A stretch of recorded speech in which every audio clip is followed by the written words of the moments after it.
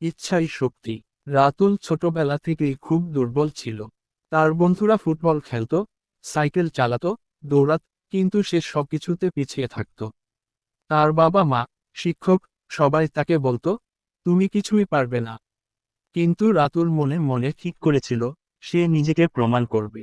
একদিন স্কুলের বার্ষিক ক্রীড়া প্রতিযোগিতার ঘোষণা হলো। সবাই উৎসাহিত, কিন্তু কেউ ভাবেওনি যে রাতুল এতে অংশ নেবে।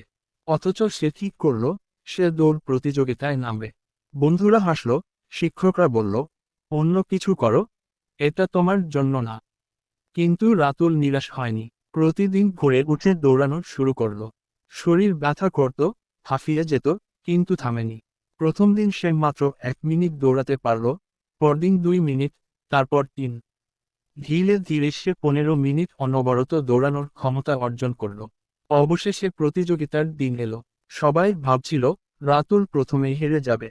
কিন্তু দৌড় শুরু হতেই সবাই অবাক। রাতুল ধীরে ধীরে অন্যদের পেছনে ফেলে দিল। শেষ মুহূর্তে সে এত জোরে দৌড়ালো যে সবার আগে ফিনিশ লাইনে পৌঁছে গেল। পুরস্কার হাতে নিয়ে সে বলল, আমি জানতাম, ইচ্ছা থাকলে সব সম্ভব।